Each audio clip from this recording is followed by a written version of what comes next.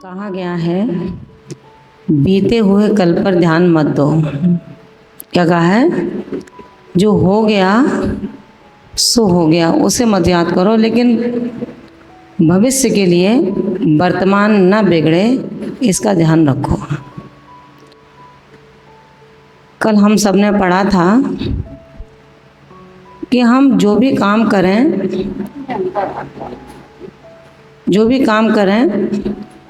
वो कैसे करें? मन से करें। पढ़ाई करते हैं मन से करते हैं, दर्शन करना है मन से करना है। मन से किया गया काम मुझे सफलता की सीढ़ियों तक ले जाता है, और औपचारिक जो काम होते हैं वो हमें गंतव्य तक पहुंचाने में कारण नहीं बन पाते हैं। इसलिए मैं यही कहना चाहूँगी कि हम जो भी कुछ करें, सबसे पहले तो जो हो गया उसके बारे में ज़्यादा विचार ना करें, क्योंकि उसको कोई सुधार नहीं सकता, उस पर ओवर राइटिंग नहीं हो सकती, होगी भी तो उससे कोई मतलब नहीं है। इससे अच्छा यही है कि उसको भूल जाओ और नया चैप्टर प्रारंभ करो। और जो भी हम नया अध्याय शुरू करें वो भी कैसे करें? मन से करें, भावों से करें। जब आगम को पढ़ते हैं तो वहाँ पर भाव की संदृष्टि आती है, व्यवहार को देखते हैं तो मन की बात आती है। मन हमारे भावों से जुड़ा हुआ है, भाव मन से जुड़े हुए हैं। अगर हम भावपूर्वक दर्शन नहीं करते हैं वो दर्शन कार्यकारी नहीं है। हम भावों से गुरुओं की सेवा नहीं करते हैं तो वो सेवा हमारे लिए कोई भी लाभकारी नहीं है। हम भावों से किसी दूसरे के विश्वास को नहीं जीतते हैं तो हम अकर्मण्य कहलाएंगे, हम कर्मठता वाले नहीं कहला सकते हैं। इसलिए जैन दर्शन के अंतर्गत जब पढ़ते हैं तो यही पढ़ा अभी तक कि भावों के बिना प्रसिद्धि तो हो सकती है लेकिन सिद्धि नहीं हो सकती। और जैन दर्शन प्रसिद्धि पर ध्यान नहीं देता है, जैन दर्शन सिद्धि पर ध्यान देता है। जैन दर्शन समाधि पर ध्यान देता है, जैन दर्शन भीड़ पर ध्यान नहीं देता है। क्योंकि समाधि साधक को स्वयं में करनी होती है, समाधि में भीड़ हो लेकिन भीड़ में समाधि नहीं होती है। इसी तरह से हमारे अंदर ये विचार और विवेक प्रति समय रहना चाहिए। वैराग्य जब तुम्हें हो रहा है तो वैराग्य कोई दिखावा प्रदर्शन दर्शन की वस्तु नहीं है। वैराग्य तो आत्मरंजन और आत्म भावों की अभिव्यक्ति है। वैराग्य न किसी को कह कर के आता है और न वैराग्य किसी को लेकर के जाता है। जो भी वैरागी हैं, जो भी मोक्ष मार्ग पर बढ़ना चाहते हैं, वो सभी इस बात पर ध्यान से दें कि जो मोक्ष मार्ग है वो मोक्ष मार्ग कैसा है।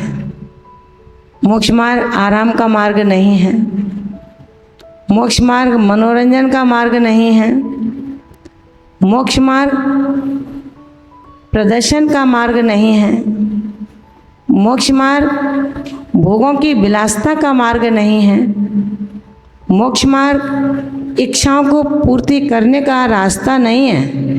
मोक्ष मार्ग है जहाँ पर शरीर और आत्मा के भेद से साधक गायक बनता है, जानने की कोशिश करता है और भेद विज्ञान को अपने जीवन शैली में उतार लेता है।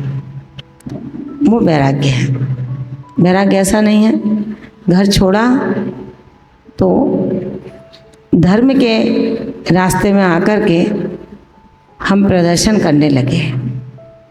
जब भी हम वैराग्य के मार्ग पर दीक्षा लें, अणुव्रतों को ग्रहण करें, यानी कि देशव्रती बने या सकल व्रती बने।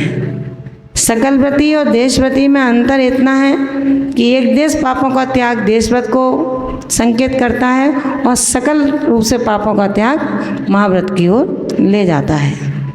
महाव्रती कोई बच्चों का खेल नहीं है। महाव्रतों का तात्पर्य है मन वचन काया की पूर्ण निष्ठा के साथ में, पूर्ण जागरण के साथ में मैं एक एक कदम मोक्ष मार्ग की ओर बढ़ता चलूं। जहाँ पर 25 मलदोष तो पहले ही पूरे हो चुके हैं जब हमने पहली प्रतिमा को ग्रहण किया था, और महाव्रत 11 प्रतिमा से ऊपर की स्थिति हुआ करती है। आचार्यों ने कहा है व्यक्ति कितनी भी गलती कर ले, लेकिन गलती के बाद यदि वो स्वीकार सहजता से कर लेता है तो शायद उस गलती का प्रायश्चित वो कर लेता है। गलती होना कोई ऐसा नहीं है कि नहीं होगी, संसारी प्राणी है, गलती स्वाभाविक है, हो सकती है, लेकिन गलती को स्वीकार कर लेना। हठी प्रवृत्ति, जिद्दी प्रवृत्ति, अपने आप को सदोषी होने के बाद निर्दोषी ही मानना, ये मोक्ष मार्ग क्या गृहस्थ मार्ग भी नहीं है, क्योंकि गृहस्थ मार्ग भी परंपरा से मुक्ति का कारण होता है। इसलिए हम विचार सिर्फ ये करें कि हमारा लक्ष्य क्या है। मात्र जन्म लेना हमारा लक्ष्य है, मात्र घर को बसाना हमारा लक्ष्य है, भोगों में अय्यासी करना क्या हमारा लक्ष्य है। जो भी हमें करना है उसे हम इस तरह करें कि उसके करने के बाद हमें पछतावा ना हो। जो भी करें भावुकता में ना करें, किसी के कहने पर ना करें और देखा देखी में ना करें। आपके आत्म प्रदेशों के द्वारा जो मनोवर्गणाएं आपको प्रेरित कर रही हैं कि अब तुझको ये करना चाहिए, उस पर भी 100 बार विचार करो, क्योंकि जहाँ भी आप जाएंगे, जहाँ भी आप रहेंगे, जिसके साथ भी आप रहेंगे, आपको अनुशासन में रहना पड़ेगा। मोक्ष मार्ग अनुशासन का मार्ग है। एक मोक्ष मार्गी जो हमेशा अपने अनुशासन के साथ आत्म प्रेरी बना रहता है, ऐसे ही सेना का सेनापति प्रति समय जागृत रहता है कि कहीं कोई भी शत्रु पक्षीय हमारे सीमा के अंदर प्रवेश न कर जाए। इसी तरह जैसे सिपाही बिल्कुल तैनात है, ऐसे ही मोक्ष मार्गी भी तैनात है।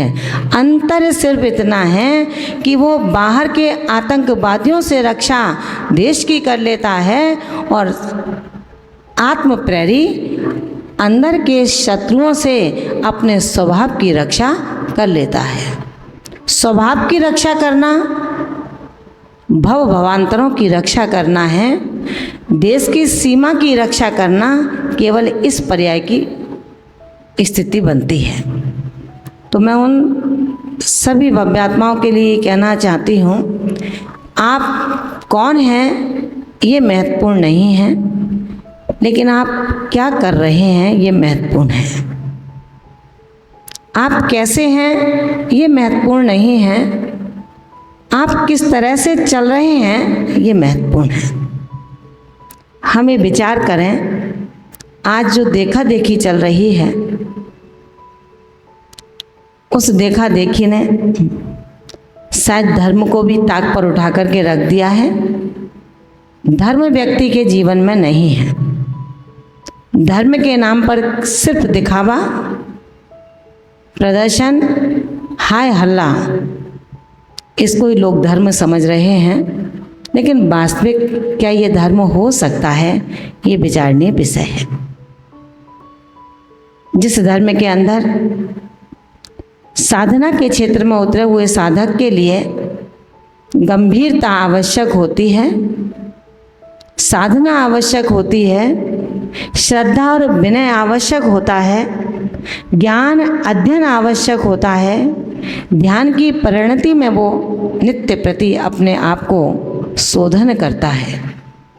ऐसा ये धर्म का महत्वपूर्ण एक प्लेटफॉर्म है जिस पर आसीन होकर के एक साधक अपनी साधना के माध्यम से भवांतरों से पीड़ित भ्रमित आत्मा को एक सुनिश्चित सद्गति की ओर प्रेरित करता है। बात सिर्फ ये नहीं है कि हम किस तरह रहें और किस तरह जिएं। बात सिर्फ ये कहना चाहती हूँ, वर्तमान को संभालने का प्रयास कीजिए। जिन्होंने धर्म में आगे बढ़ने का मन बनाया है वो धर्म में आगे बढ़ें, और जिन्होंने व्यवहार को धर्म माना है तो वो उसमें अच्छी तरह से व्यवहार कुशल बने। चाहे वो माता पिता की सेवा का दायित्व हो, चाहे अपने परिवार को संभालने का दायित्व हो, चाहे मित्रों के साथ व्यवहार कुशलता का दायित्व हो, और चाहे पड़ोसियों के साथ में हमें किस प्रकार से जीना चाहिए इसका प्रश्न हो। भारतीय संस्कृति के अंतर्गत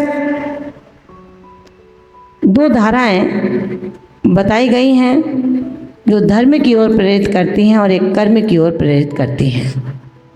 दोनों ही धाराएं का मूल स्रोत धर्म से धर्म को जोड़ना होता है, चाहे वो व्यवहार धर्म की ओर बढ़ रहा हो व्यक्ति और चाहे वो मोक्ष धर्म की ओर बढ़ रहा हो। अगर आप परिवार में रहते हैं तो परिवार के प्रति आपका क्या कर्तव्य बनता है? पैसा कर्तव्य नहीं है, आपका व्यवहार कर्तव्य है। पैसा आपके पुण्य से होगा और व्यवहार आपके मन से होगा। आप आपके मन में विचार करेंगे कि मैं अपने माता पिता का पुत्र हूँ, जिस माता पिता ने मुझे जन्म देकर बड़ा किया है, उनके प्रति मेरा उत्तरदायित्व क्या बनता है, उनके प्रति मुझे क्या व्यवहार करना चाहिए। जब तक विवाह नहीं होता तब तक पुत्र माता पिता का होता है, और जैसे ही उसका विवाह हो जाता है वो पुत्र अब माता पिता का नहीं रहता। हिंदी साहित्यकारों ने कहा है कि रे भारत के नौजवान, थोड़ा सा विचार करना पड़ेगा कि जिस माता पिता ने तुमको जन्म देकर के बड़ा किया, तुम्हें पैरों पर खड़ा किया और तुम्हारे भविष्य की चिंता करके एक सुंदर कन्या के साथ, कुलीन कन्या के साथ तुम्हारे गृहस्थ जीवन की परंपरा को आगे बढ़ाया, तो उसका कर्तव्य ये तो नहीं था कि माता पिता ने तुमको तुमसे अपने से अलग कर दिया। आपका ये कर्तव्य होना चाहिए कि जिसने मुझे खड़े होने का ढंग सिखाया है उसको मैं जिंदगी के बेढंग जीने का मौका ना दूं। आपका ये कर्तव्य है उन माता पिता के प्रति आप समर्पित रहें और उनके सुख दुख की बातों को पूछें।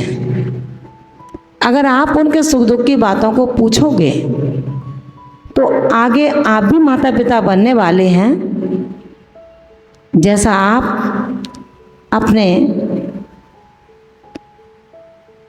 परिवार के प्रति करेंगे, ठीक ऐसे ही आपकी पीढ़ी भी आपके प्रति अपना कर्तव्य निभाएगी। साहित्यिक हिंदी के माध्यम से जब हम पढ़ते हैं, सुनते हैं, देखते हैं तो यही समझ में आता है, खाली कुएं के अंदर जैसी आवाज़ लगाओ वापस वैसे ही आती है। कच्ची मिट्टी का मानेंद को जो कुम्हार आकार देता है उस आकार का पात्र बन जाया करता है। इसी तरह छोटे छोटे बच्चों को हमें क्या आकार देना है, ये जन्मदात्री माता पिता के ऊपर निर्भर हुआ करता है। हम भी अपने जीवन में अपने जीवन को गढ़ने का प्रयास करें। सिर्फ शादी के बाद दाम्पत्य जीवन को स्वीकार कर लेना ही जीवन नहीं होता है। उसके बाद जीवन को मुझे किस तरह धर्म से जोड़ कर के चलना है, व्यवहार की कुशलता किस तरह की रखनी है, जीवन में कितनी मायाचारी करनी है, कितना क्रोधी बनना है, कितना मानी बनना है, कितना संग्रहण करने का लोभ करना है, इन सब का निर्णय हमें अपने आप करना होगा। क्योंकि जो आदतें गंदी हैं वो कभी अच्छी नहीं कही जा सकती। क्रोध करना अगर अच्छा होता तो भगवान क्यों छोड़ते? इसका मतलब क्रोध करना अच्छा नहीं है। झूठ बोलना अच्छा होता तो महापुरुष झूठ का त्याग क्यों करते हैं? इसका मतलब झूठ बोलना भी अच्छा नहीं है। लेकिन जो जो महापुरुषों ने बुरा समझ करके छोड़ा, हम लोग कैसे हैं, हमने उसको ही ग्रहण कर लिया। महापुरुषों ने जो छोड़ा उसे हमने ग्रहण किया। ये हमारी बहुत बड़ी कमजोरी होती है। यदि परिवार संयुक्त परिवार है, समाज संगठित समाज है, उसमें विघटन पैदा करने वाले ऐसे विद्रोही पैदा होते हैं। अगर कहीं किसी की कहीं बिगड़ भी जाती है, समझदार ज्ञानी आत्मा उसको जोड़ने की कोशिश करता है, लेकिन जो स्वयं ही खंड खंड हो रहा हो वो भला दूसरे को अखंडित कैसे बना सकता है? विचार करना। हम जोड़ने का काम करें, हम कैंची ना बने, हम सुई बने, फटे को सीने का काम करें। समझदारी फाड़ने में नहीं है, समझदारी फटे को सिलने में है। आपके भाग्य के अंदर आपने जो कर्म से लिखा है और जैसे परिणामों से लिखा है, वैसी लिखावट समय पर आपको प्राप्त होगी। अब हाय हाय करने से ना समय पहले आ सकता है और ना भाग्य परिवर्तित हो सकता है। किसी दूसरे को हम बुरा बताएं, शायद ये आपकी कामयाबी नहीं है, वरन जो बुरा है उसको भी मैं अच्छा बताऊं, ये मेरे व्यवहार की बहुत बड़ी कामयाबी है। मित्रों, ये ध्यान रखना, दुनिया में कोई बुरा नहीं होता है। दुनिया में कोई बुरा नहीं होता है। अगर बुरा कोई है तो सिर्फ मैं बुरा होता हूँ। जिसने अपने आप को संभाल लिया, जिसने अपने आप को सुधार लिया, जिसने स्वयं का शोधन कर लिया, बस अब दुनिया में कोई भी तो बुरा नहीं बचा। क्योंकि जो जैसा होता है उसको वैसा ही दिखता है। जो जैसा होता है उसको वैसा ही दिखता है। प्रश्नकर्ता ने प्रश्न किया कि माता जी, बहुत परेशान हूँ, समाधान दीजिए। प्रश्न था कि न जाने क्या बात है जिससे मेरी अटूट मित्रता थी, अब वो मुझे देख करके न जाने क्या क्या बोल देता है। घर में जाता हूँ तो परिवार वाले भी ऐसे ही बोलने लगते हैं। क्या करना चाहिए? समाधान स्पष्ट था कि अरे, जब हम सड़कों से गुजर रहे होते हैं तो तमाम पागल लोग मिलते हैं जो कुछ ना कुछ बोलते ही रहते हैं। तो उस पर हम कुछ सोचते हैं क्या? सोचते हैं क्या? नहीं सोचते। क्यों? पागल है, बोलता है, बोलने दो। जो अकारण बोले बिना कारण बोले, ईर्ष्या के साथ में बोले, प्रतिशोध की भावना से बोले, बोलने दो। दुनिया में लोग बहुत बोलते रहते हैं, क्या क्या समाधान है सबके पास में। सबको संभालने का अधिकार और सबको संभालने का की शक्ति शायद किसी एक व्यक्ति में कभी नहीं होती। अगर होती तो शायद तीर्थंकर भी अपने पोते को समझा सकते थे। अगर होती तो तीर्थंकर भी अपने पोते को समझा सकते थे। वो नहीं समझा पाए, सिर्फ यही कहा कि बेटा मारीच, तुमने अच्छा नहीं किया। तीर्थंकर जैसी हस्ती जब अपने खून को परिवर्तित न कर सकी तो सारी दुनिया को हम कैसे परिवर्तित कर सकते हैं। विचारणीय विषय है। जो आपके साथ में हैं हम उन पर ध्यान दें, जो हमारे साथ नहीं हैं हम उनकी ओर न देखें। संतोष उसमें करें जो मेरे पास है, जो नहीं है उसके लिए परेशान ना हो। ज्ञानी आत्मा वही है जो अपने पास होता है उसका पूरा लाभ लेता है।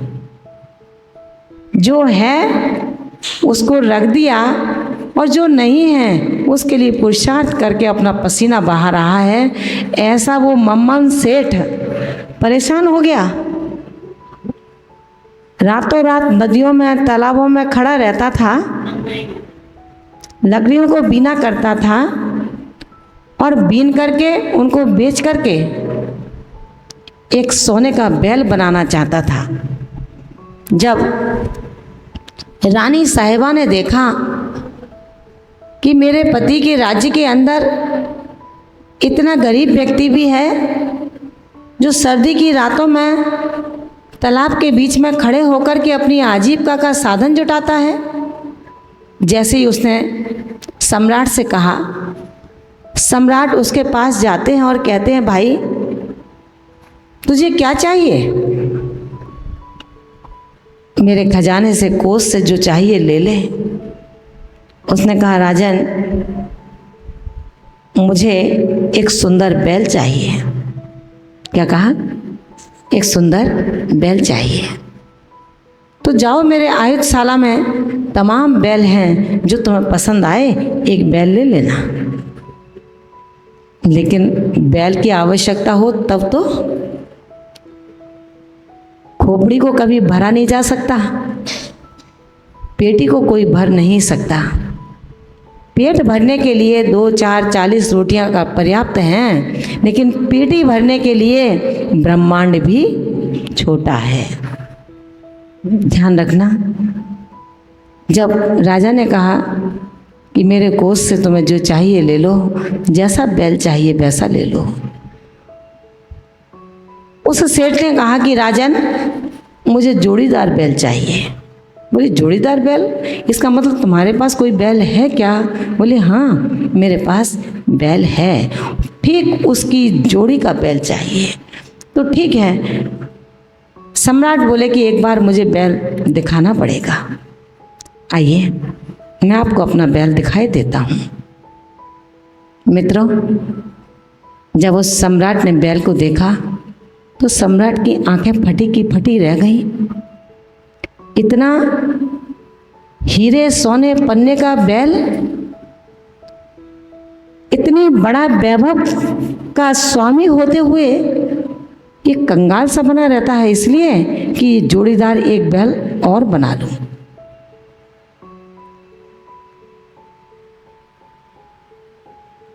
साहित्यिक हिंदी और धर्म की मीमांसा के अंतर्गत लोभ की कसौटी पर जो निरंतर चढ़ता चला जाता है, वो अपने जीवन में जो है उसका भी भोग नहीं कर पाता। जिंदगी भर रोता है, हंसना तो मानो उसने सीखा ही नहीं है। सब कुछ है, पेट भरा है, पेटी भी भरी है, लेकिन फिर भी चेहरे पर मुस्कुराहट नहीं है। चेहरे पर सौम्यता नहीं है। पूछा भाई क्या बात है, तो बोले कुछ नहीं। दूसरा कहता है ऐसा ही स्वभाव है। स्वभाव को परिवर्तन करना हमारे स्वयं का वश है। हम अपने स्वभाव को परिवर्तित कर सकते हैं। अगर हम मुस्कराएंगे नहीं तो तमाम आने वाले लोग भी आपको देख करके मुस्कराएंगे नहीं।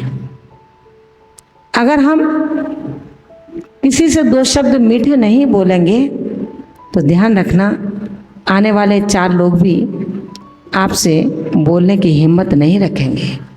जब बोलो मीठा बोलो, मौन रहो तो सौम्य रहो। मौन का तात्पर्य ये नहीं है कि अपने चेहरे को बिगाड़ लो। सौम्यता जहाँ होती है, व्यवहार कुशलता जहाँ होती है, लोग अपनी मंजिल पर चढ़ने का पुरुषार्थ करते हैं। और जो केवल विचारों में रहते हैं, आज नहीं कल, कल नहीं परसों, कल पर टालते हैं, वो कभी भी अपने कार्य को पूरा नहीं कर सकते हैं। कुछ लोग, बहुत से अभी मैंने देखे कि 2 प्रतिमाधारी, 3 प्रतिमाधारी, 5 प्रतिमाधारी, 7 प्रतिमाधारी घर में बैठे हैं। कोई इस इंतजार में बैठा है पोता छोटा है, बड़ा हो जाने दो। कोई इस इंतजार में बैठा है कि अभी 1-2 साल का काम पेंडिंग है, वो हो जाने दो। मुझे याद आया जब राजकोष की व्यवस्था के साथ साथ जब शरणागत को दान दक्षिणा दी जाती थी, उस समय के बाद जब एक व्यक्ति आया तो उसने कहा महाराज, हे अन्नदाता, मुझे भी कुछ चाहिए। तो बहुत सीधे सीधे से उत्तर दे दिया था कि अब कल आना। क्या कहा? कल आना। भीम उठे और उन्होंने जोर से नगाड़ा बजाना प्रारंभ कर दिया। महाराज युधिष्ठिर ने पूछा कि भीम, ये क्या करते हो? तो बोले भैया, मुझे बहुत खुशी हो रही है कि मेरे भैया ने अपने जीवन में कल को जीत लिया है। जहाँ एक समय की भरोसा नहीं है, जहाँ एक क्षण का भरोसा नहीं है, आगत भिखारी के लिए आपने कह दिया कल आना। कल किसने देखा है? कल किसके जीवन में आता है? कल कब आएगा? जब होगा आज ही होगा, कल कभी भी नहीं हो सकता है। हम किसके इंतजार में बैठे हुए हैं? किसकी प्रतीक्षा कर रहे हैं? कौन सा कार्य आपका ऐसा है जो कल पूरा होगा? ये संसार तो रहट की तरह है। एक डिब्बा भरता है, दूसरा खाली होता है। एक भरता है, दूसरा खाली होता है। कब तक खाली और भरने के इस जाल में फंसे रहोगे? हे भव्यात्माओं, निकलना चाहते हो तो निकल जाओ, विचार ना करो। विचार करोगे तो निश्चित रूप से हम विचार की समिधा में ही समाहित हो जाएंगे और अपने जीवन में कुछ भी हासिल नहीं कर सकते हैं। इसलिए हमेशा अपने जीवन में नूतन नूतन विचारों के माध्यम से अपने भविष्य को बनाने का हम विचार बनाएं। वर्तमान और भूत जैसे निकला है उस पर अब ध्यान ना दें। जो हो गया सो हो गया, जो बाकी है उसे किस प्रकार से करना है उसकी सुध लें। बस यही धर्म है और यही कर्मण्यता है। अकर्मण्य बनने से कोई लाभ नहीं है। व्यवहार कुशल बने, अपने जीवन में सुंदर चरित्र का निर्माण करें, सुंदर मित्रों का चयन करें, मित्रों के साथ मित्रता का भाव रखें, मित्रों को ढूंढ करके उनके साथ मित्रता के साथ रहें, लेकिन कभी मित्र के साथ विश्वासघात न करें। मित्र को किसी भी स्थिति में छोड़ें नहीं। बस यही सत्य है। बाकी तो जीवन का निस्सारपना हमारे सामने प्रतिदिन आता है। देखते हैं, जानते हैं, सुनते हैं, फिर भी उसको गौण करके आगे बढ़ने का पुरुषार्थ करते हैं।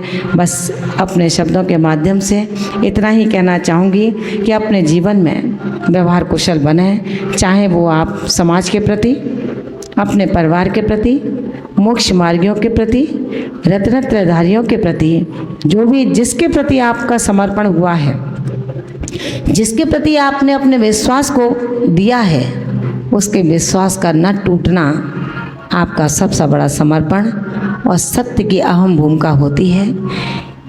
पुराने को छोड़ते जाएं और नए नए को पकड़ते जाएं। शायद ये विश्वास की धरा नहीं होती है।